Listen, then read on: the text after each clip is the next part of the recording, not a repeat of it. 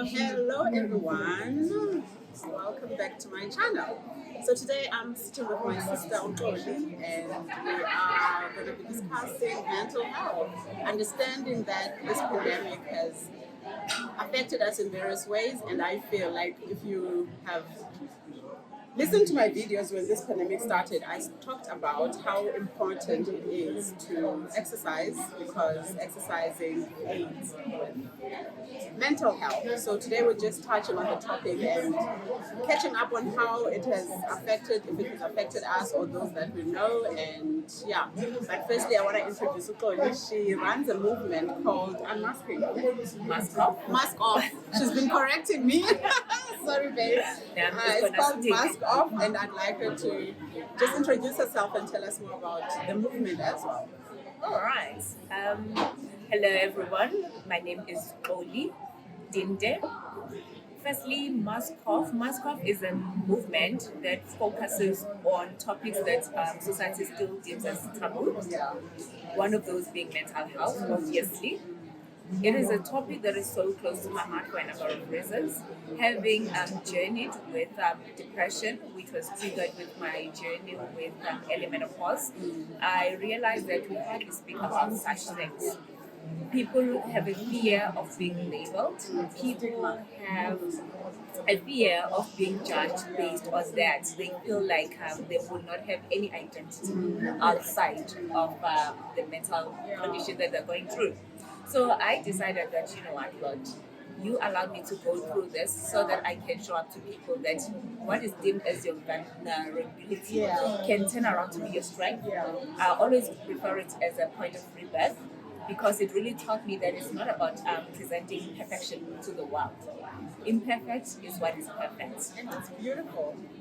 So we need to mask off, show ourselves with all our cracks, authentic, so that somebody else has that right to say, let me take off my mask also. Then the more of us that unmask, the more of us that take off our masks, the better we are able to exist in society. And help each other. Help each other. And I've always believed, sorry to cut you, babe, I've always believed that your testimony could heal me because I'm silently suffering with some issue, and now I'm wearing this mask and pretending that everything is okay.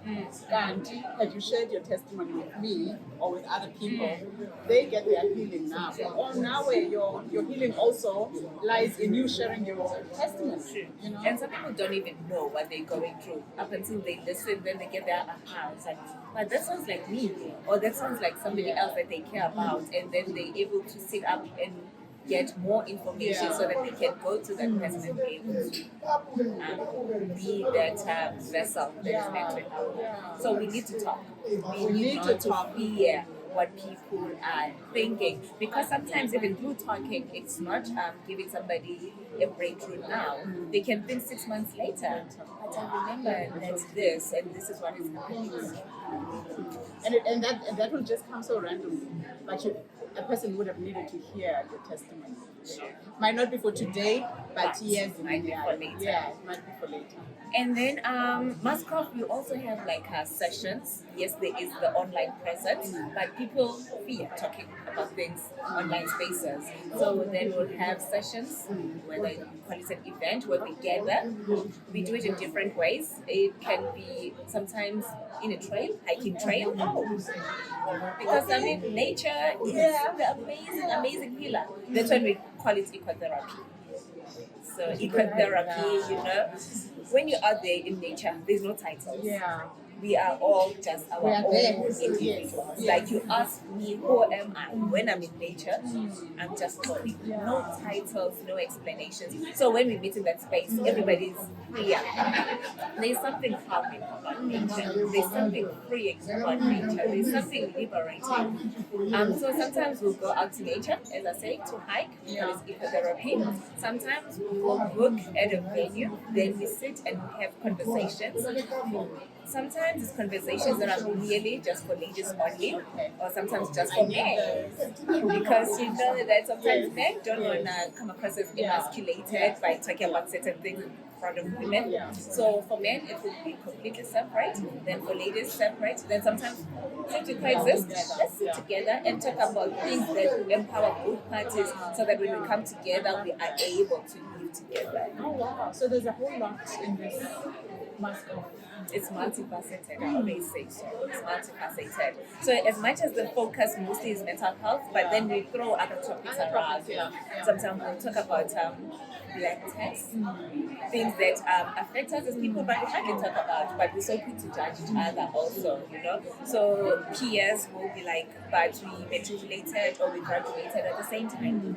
Why are you still here when others are there? And so also, this movement is about encouraging each other as well. Wow, because even that black text can lead some people to depression, to some sort of a mental breakdown, whatever. So most of the things always intertwine. So that's why I'm saying that. I mean, it's a safe space to talk about issues that society deems as taboo, but the one that is the focal is mental health. And then how often do you have these events? On a bigger scale, about 4 times a year. Then on a smaller scale, it can be like every second month or so as per need. Because sometimes people will demand like, why is there nothing happening? Then the friend is like, okay, there's a need. Let's quickly plan something. You know, sometimes as the spirit leads. As you are talking, I'm just reminded of the scripture that to whom much is given, much is expected. What has put this on your shoulders? Please don't wake up one day and say, Lord, I think I've done my part. I think this is your ministry. And as you are talking about it, I can see the passion. It's there. I cannot separate myself from it. I cannot separate. Like, as much as I've got my own business, my own clothing line and everything, like I can I need to hear about that. Okay, can we stop this interview and talk about clothes? We are back. We'll talk about the clothes when we hit finish whatever the right technology, you know. I wanted to say, some days I wake up with my own plans for my business.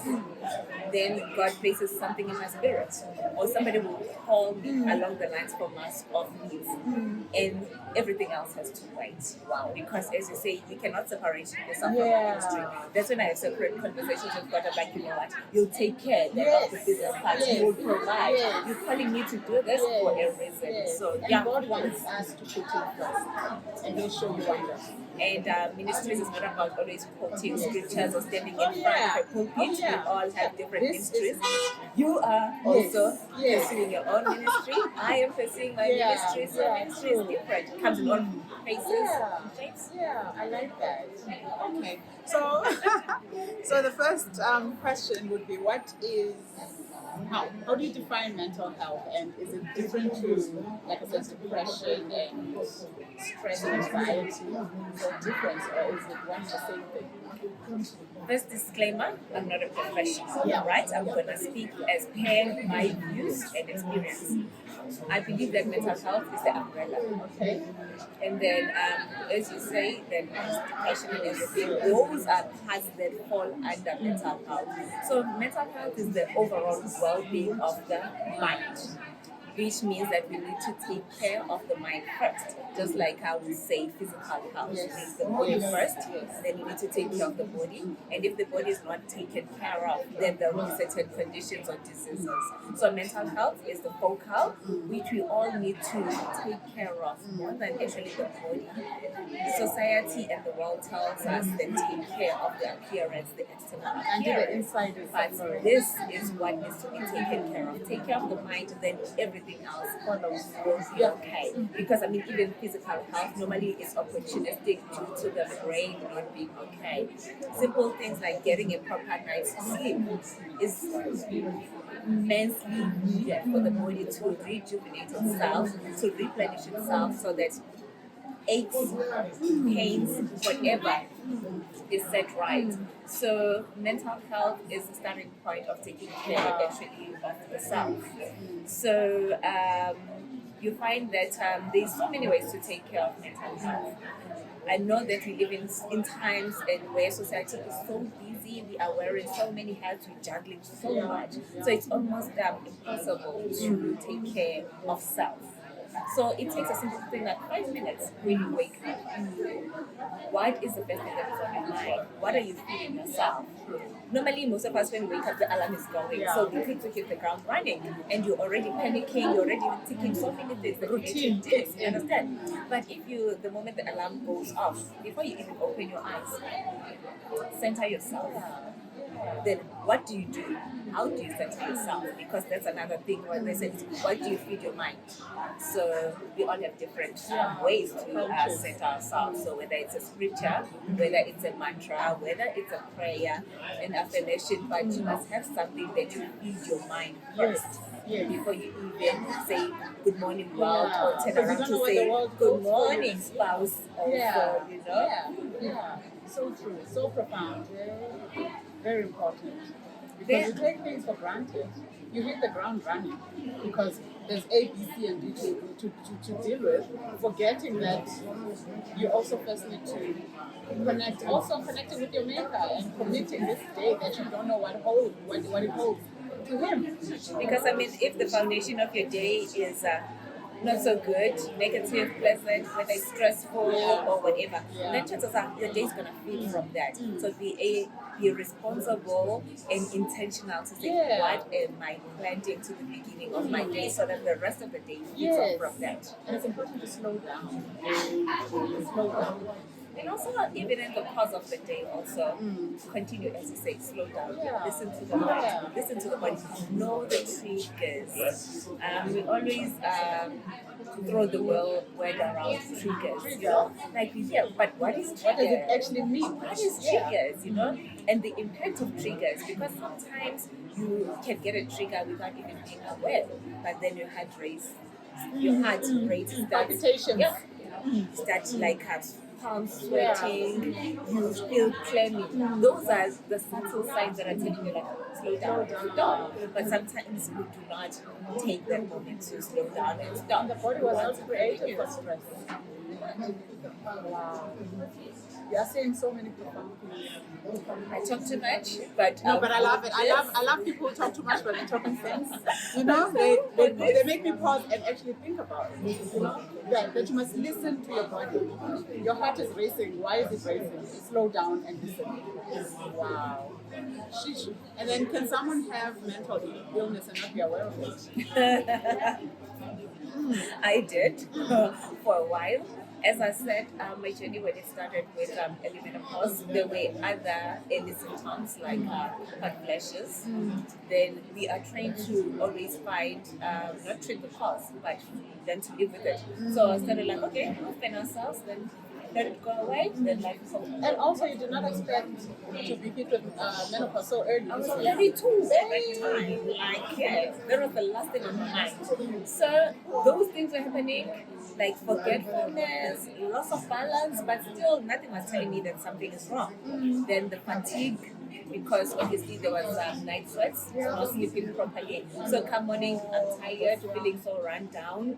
And if you're not properly rested, what happens? Then you are irritable, you're moody, you are a basket of emotions, always ready to cry. You know, you just feel so fragile. So all of those things were happening, but I was still showing up to the world with my mask on. You know, you learn to live with it. You're just like, okay, let's keep it together. Let's smile. You're okay. Then you get to the car, you just cry because you just want to let it all out. You know. Then when I'll be home, I started like losing interest in things that I used to love. Like I love reading, I love listening to music. I stopped being interested in those things. I just wanted to sleep. Taking a bath was too much work. Then I started justifying it. It's like, no, but homeless people can do without a bath for once, for a day, for months, or whatever. I know, hey? You're kidding. I'm telling you the truth. How the devil also just plays on it. Alright, yeah. Like brush our teeth. Why do we have to brush our teeth? It's overrated. I'm here at home alone. Why must I brush my teeth? Sticky breath. Like, no, we feel good, we're fine. The thought of getting out of bed to go make food, like, no, you're okay. okay, human beings can go on for days without eating, So I started losing weight, obviously, but still, I'm not aware that something is wrong. I think the only point where I honestly started sitting up, and I always say I give credit to God for that, because I think that window that He showed me that this is not one. I started thinking about the whole point of life. Why are we here? And then we're gonna die. So why be here if we're gonna die anyway? Why don't I strategize to that? Why delay the process? And then I'll be driving to work. And if I let go of the steering wheel and just cruise to this car, it will be over. I can die. Who's gonna miss me? I mean, I was not married at that time. You're staying alone. Yeah, so I'm not married. I don't have no child. Some people were like, no, but your family is gonna miss you. No, they'll miss me, but they'll let you know that life will move on. I'll be taking a bath as I step out of the bath and imagine losing your feet, your footing, then you hit the head of the bath. That's it. You knock your head, that's over. Then the other time I remember I was thinking I'm drifting away on a boat. But there's no clouds, there's not blue skies, there's dark skies. As I said, I love reading. Yeah. So if I'm gonna be on a boat like that, I'm gonna have my book, I'm gonna have my snacks along the boat. But on that boat there was nothing. It's just me lying. The only thing that I knew that was there, it was just peace. That boat was moving nowhere, just in the middle, and it was peace. I started envisioning that peace, I imagine that people, the peace that they look like they have. Then as I say, God intervened and was no, this is wrong, this is not good, these are suicidal thoughts now. And then suicidal thoughts are unhealthy. It feels like It's you. It's not you. And as I said, that time I had lost so much weight, nobody is knowing what is happening. And then I made an appointment to go see the doctor. And then before I went to see the doctor at church, I love praise and worship. I can't sing to save my life, but I love Often those people can't sing. I love praise and worship. I love praise and worship. And I allow myself to immerse myself in such a way that if the Spirit leads me, I cry. Like that. I can cry. I don't care who's thinking what, who's looking at me. And then, I'd be at church, praise and worship and everything, and I'd be crying. Something like that, this has got nothing to do with God. You're just trying to relieve whatever, you're trying to offload whatever that you're carrying inside, which I didn't have a word for, And I'm no, this is weird. Lord, I don't know why this is happening. I'm starting to feel a disconnect from you. I don't know what's happening, but I don't know. Anyway. But you still had conversations with God during that time. I have sometimes, but not the way that I would before, or the way that I do again, And I could not also mask off much. So anyway, I went to the doctor, explained to him that this is what has been happening. And the doctor was like, no, I'm going to give you medication for this, but I really think that you might be going to early menopause. So if this medication does not work, you need to go see the gynae, because there is tests that need to be done. Because it seems like the hormonal imbalance that is going on is breaking. Medication did not work, went back. It's like, okay, we need to get you to a gynae, and the earliest appointment that I could get through an associate gynae was 3 months. And I'm like, no, 3 months is too far. I felt like I was going to be gone in 3 months' time, So I looked up, then I found an old gynae that I had used. He was available. I went there, and he was like, you know what, tests need to be done. When they came back, for example, my MSH level test, normal women and normal females LH levels are about 7. Mine were over 21, so they were beyond 3 times more. And it's like, you know what? We need to put you on hormone replacement treatment to balance all of this. That is your body is just haywire, So in that case, that's when I started posting on Facebook about everything because I was curious about everything because nobody talks about those things. And most when menopause is spoken about, it's in a joking way, hot flashes, so you see all the ladies just getting themselves, but you know that you don't know. and that's a rite of passage that most women are gonna go through. So it's like, Whether we like it or not. we talk about Yeah, that. yeah. My own mother did not know much about menopause or menopause. I remember one December she was visiting me and I was busy feeding myself, eating ice and everything. And her first thing was like, "Ukuneni keeping your when was the last time? Like, you did I like that. you know, black, white, Yeah, yeah. like castor oil and Yeah, some salt or 2016, whatever. there must be something 2016 wrong. and everything. Yeah. And I looked at her, I'm like, only if you that it's got nothing to do with, Utuning Nyongo. But I indulged her, Utuning Nyongo. Still no change in everything. So what I'm saying is, people are not clued up about menopause or early menopause, So in hindsight, that's what delayed me going to seeking help in any way. So I went to social media just to start conversations going about early menopause.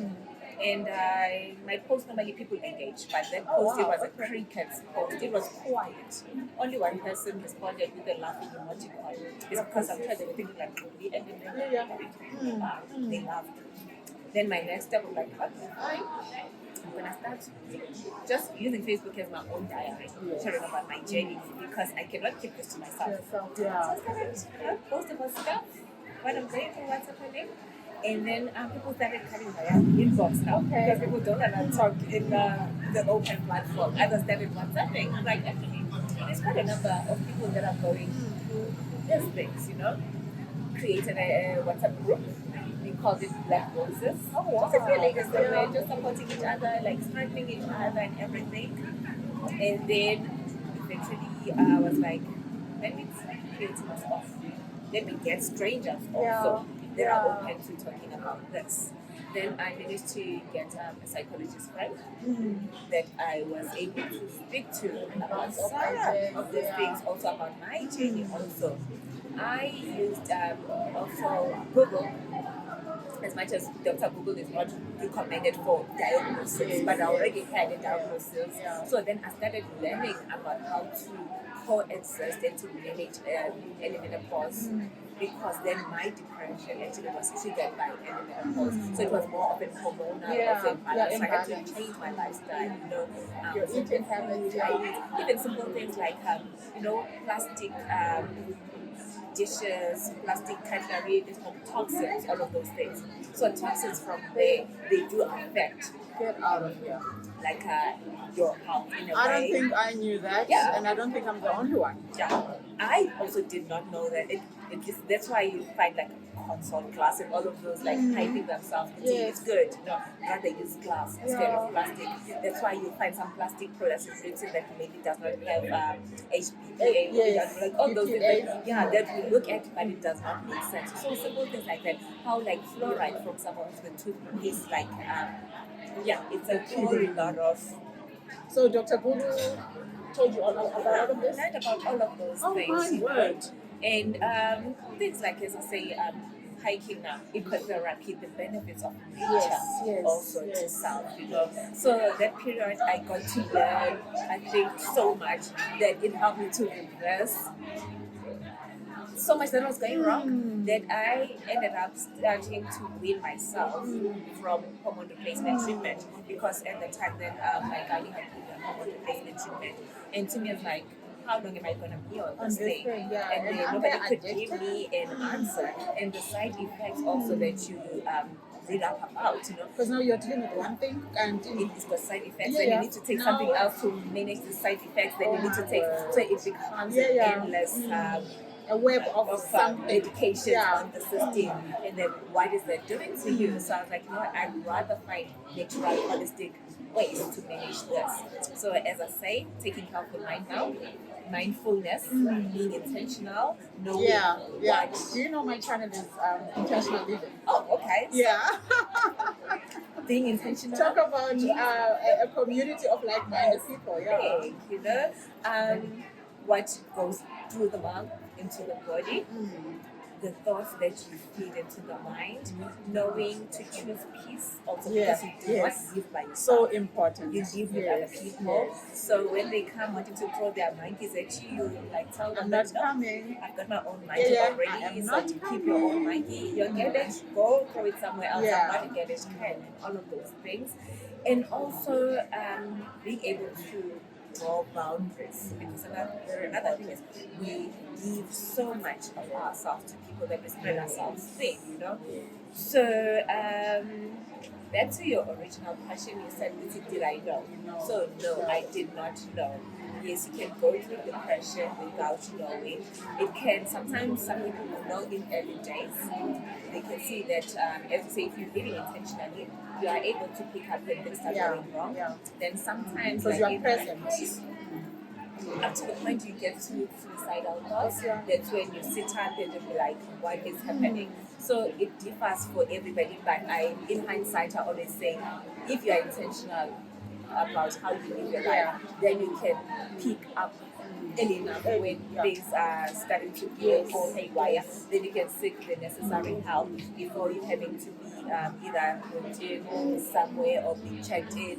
You need to make a conscious effort to invest in checking in with self every day, so that when you see that something is not right, then you sit up and take care of it and address it. Oh my word.